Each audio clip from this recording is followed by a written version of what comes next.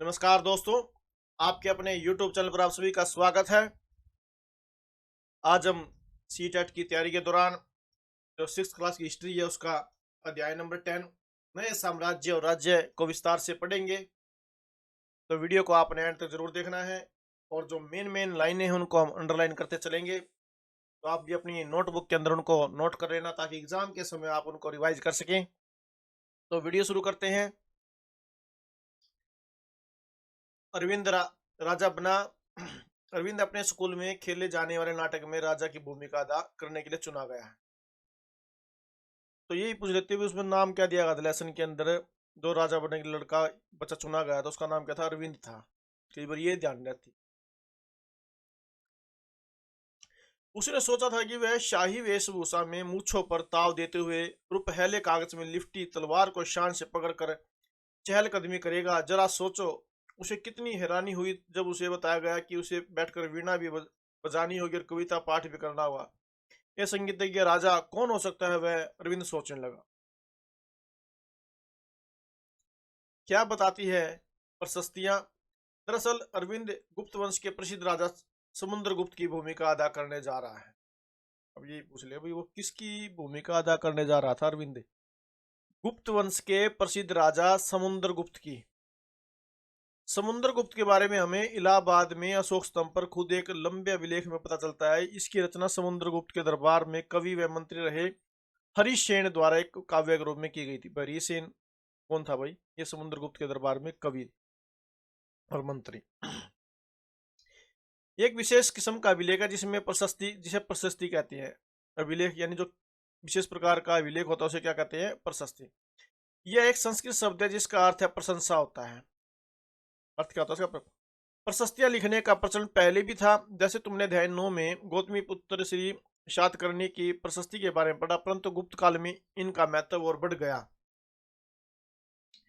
समुद्रगुप्त की प्रशस्ति, आओ देखें समुद्रगुप्त की प्रशस्ति में क्या बताती है। कवि ने इसमें राजा के योद्धा, युद्ध को जीतने वाले राजा, विद्वान तथा एक उत्कृष्ट कवि के रूप में भरपूर प्रशंसा की है। यहाँ तक कि उसे ईश्वर के बराबर बताया गया है।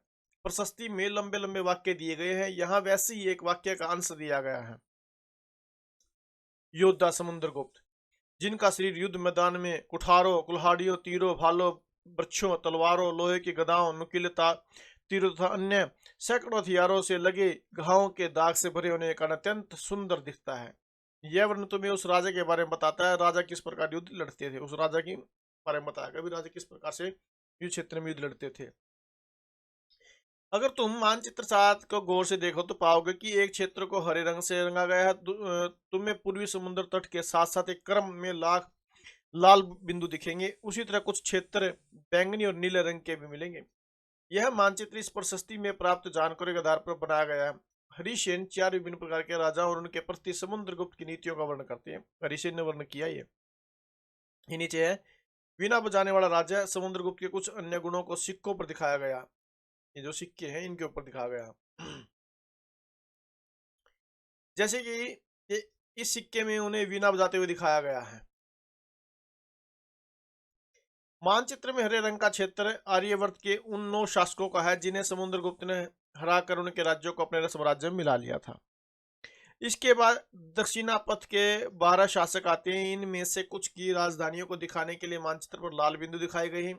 इन सब ने हार जाने पर समुद्रगुप्त के सामने समर्पण किया था। समुद्रगुप्त ने उन्हें फिर से शासन करने की अनुमति दे दी थी। पड़ोसी देशों का आंतरिक घेरा बैंगनी रंग से रंगा गया है। इसमें असम, तटीय बंगाल, नेपाल और उत्तर पश्चिम के कई गणिया संघ, अध्याय 5 याद करो, आते थे। ये समुद्रगुप्त के लिए उपहार लाते थे, उनकी आज्ञाओं का पालन करते थे, उनके दरबार में उपस्थित हुआ करते थे। बाह्य इलाके के शासक जिन्हें नीले रंग से रंगा गया है संभवतः कुषाण तथा शक वंश थे। इसमें श्रीलंका के शासक भी थे। इन्होंने समुद्रगुप्त की अधीनता स्वीकार की और अपनी पुत्रियों का विवाह उससे किया। ये मानचित्र जो दिखाया गया इसके अंदर दिखाया गया आंतरिक राज्य, बाहरी राज्य, अलग अलग रंग के हिसाब से यहाँ पर इनके बारे में बताया गया है।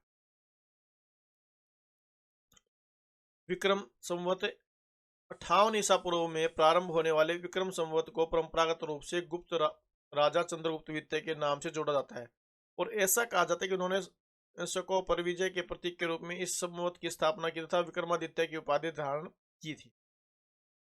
वंशावलियां अधिकांश प्रशस्तियां शासकों के पूर्वजों के बारे में बताती है। यह प्रशस्ति भी समुद्रगुप्त के पर पितामह यानी कि परदादा, दादा, पिता और माता के बारे में बताती है। उनकी माँ कुमार देवी। अब समुद्रगुप्त की माता का नाम क्या था? कुमार देवी। लिच्छवी गण की थी। पिता चंद्रगुप्त गुप्त वंश के पहले शासक थे जिन्होंने महाराज जैसी बड़ी उपाधि धारण की। समुद्रगुप्त ने यह उपाधि धारण की। उनके दादा और परदादा का महाराजा के रूप में उल्लेख है। इससे यह आभास मिलता है कि धीरे धीरे इस वंश का महत्व बढ़ता गया। इन उपाधियों के महत्व के हिसाब से जाओ। राजा, महाराज, अधिराज, महाराजा।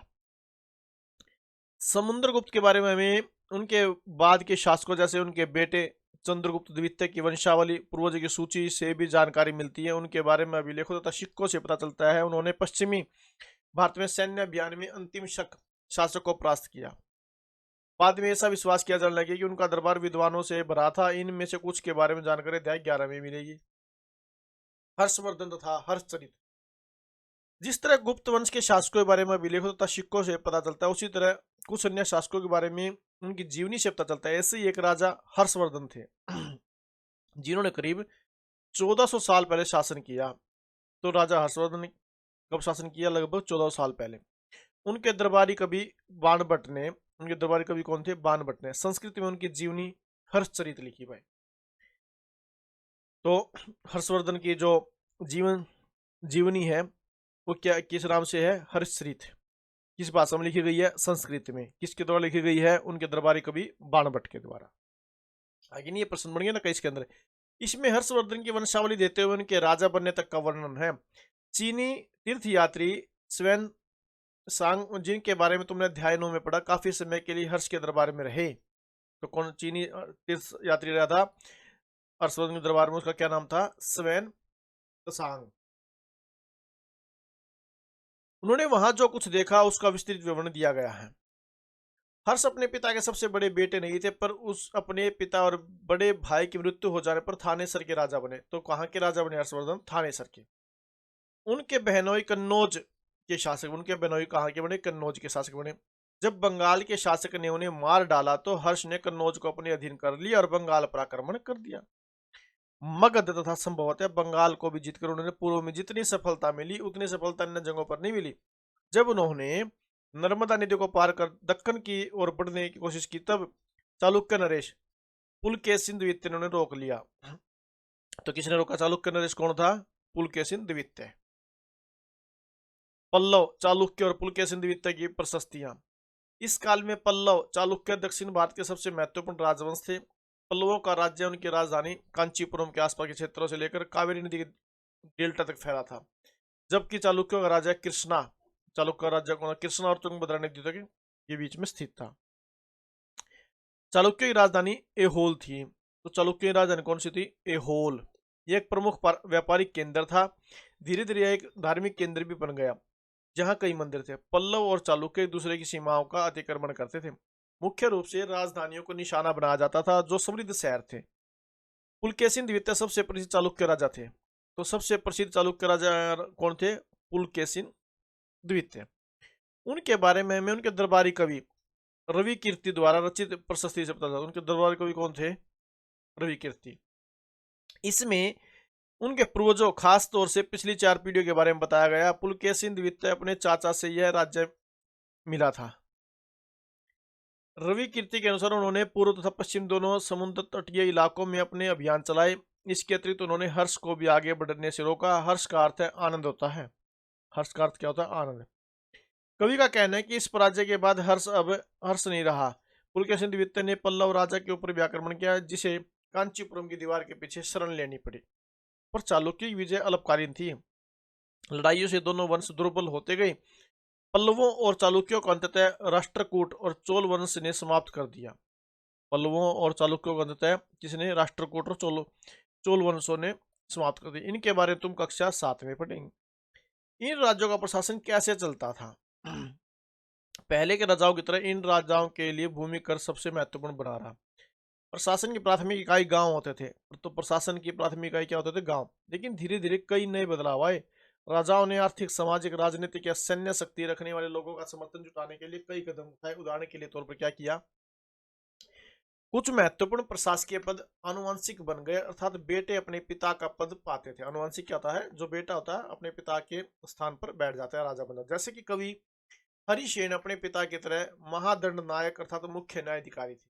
कभी कभी एक ही व्यक्ति कई पदों पर कार्य करता था, जैसे कि हरिसेन एक महादंड नायक होने के साथ साथ कुमारामात्य अर्थात एक महत्वपूर्ण मंत्री तथा एक संधि विग्रही अर्थात युद्ध और शांति के विषयों का भी मंत्री था।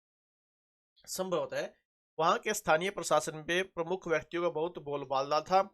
इनमें नगर श्रेष्ठी यानी मुख्य बैंकर या शहर का व्यापारी, शार्थवा यानी व्यापारियों के काफिले का नेता, प्रथम कुलिक अर्थात मुख्य शिल्पकार तथा कैस्थलो यानी के लिपिकों के प्रधान जैसे लोग होते थे।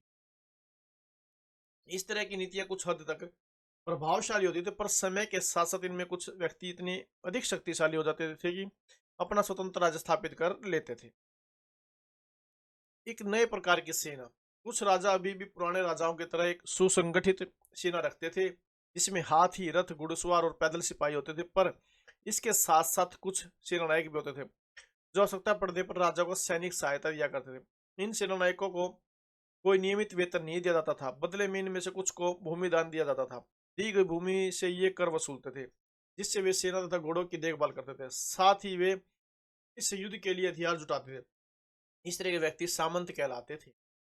जहां कहीं भी शासक दुर्बल होते थे, ये सामंत स्वतंत्र होने की कोशिश करते थे। जहां राजा दुर्बल हुआ, ये जो सामंत थे ये वहां क्या था, अपना राज्य स्थापित करने के लिए स्वतंत्र हो जाते थे, कोशिश करते थे। दक्षिण के राज्यों में सभाएं, पल्लवों के अभिलेखों में कई स्थानीय सभाओं की चर्चा है। इनमें से एक था ब्राह्मण भूस्वामियों का संगठन, जिसे सभा कहते हैं।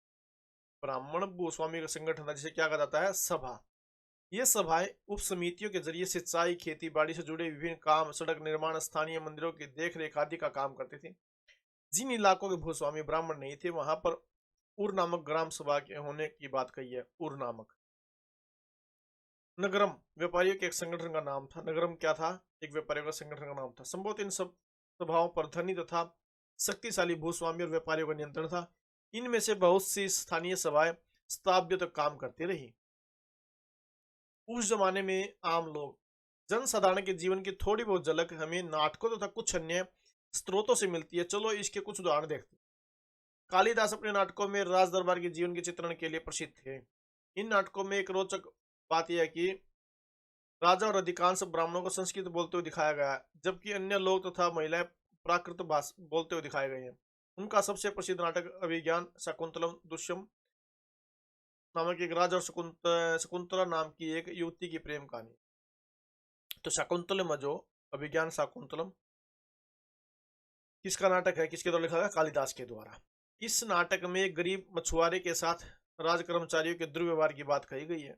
एक मछुआरे को एक अंगूठी मिली, ये नीचे कहानी दी गई है। एक मछुआरे को एक कीमती अंगूठी मिली। यह अंगूठी राजा ने शकुंतला को भेंट की थी, पर दुर्घटनावश उसे एक मछली निकल गई।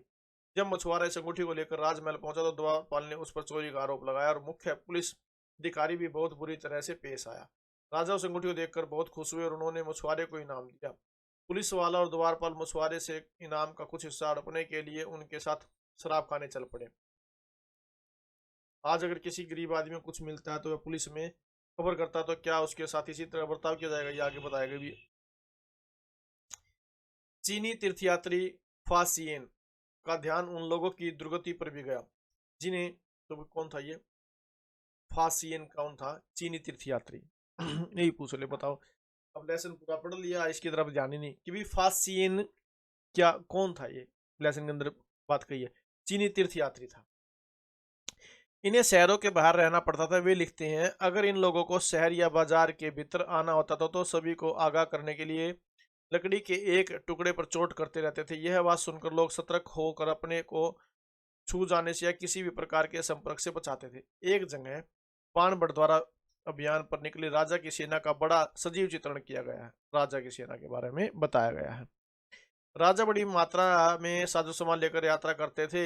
इनमें हथियारों के अतिरिक्त रोजमर्रा के उपयोग में आने वाली चीजें जैसे बर्तन इत्यादि जो भी सामान था उनको लेकर चलते थे, ये बताया गया है।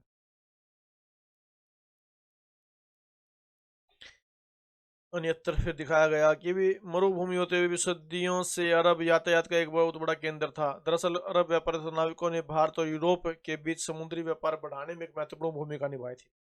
अरब में रहने वाले अन्य लोगों में बेदुइन थे, जो घुमक्कड़ कबीले होते थे। ये मुख्य रूप से ऊंटों पर आश्रित होते थे, क्योंकि यह एक ऐसा मजबूत जानवर था जो मरुभूमि में भी स्वस्थ रह सकता।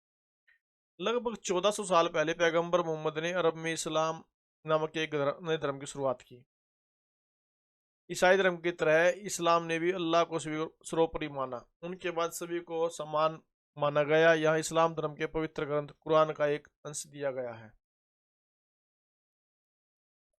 तो इस्लाम धर्म के पवित्र ग्रंथ का क्या नाम है? कुरान। मुसलमान स्त्री तथा पुरुषों के लिए, विश्वास रखने वाले स्त्री और पुरुषों के लिए, भक्त स्त्री और पुरुषों के लिए, सच्चे स्त्री और पुरुषों के लिए, धैर्यवान और स्थिर मन के स्त्री और पुरुषों के लिए, दान देने वाले, इनके लिए बताई गई सारी चीजें। वही आगे या पर्सन आगे ये लेसन था, बताओ, छोटा सा पाठ था जो। तो मेन जो अंडरलाइन हमें चीज की है, ये मेन थी इसके अंदर चीजें। इनको आप नोट कर लेना। अगर आपको वीडियो अच्छी लगी तो प्लीज आप वीडियो को लाइक जरूर करें, अधिक से अधिक शेयर करें और चैनल सब्सक्राइब जरूर करें। Thank you very much.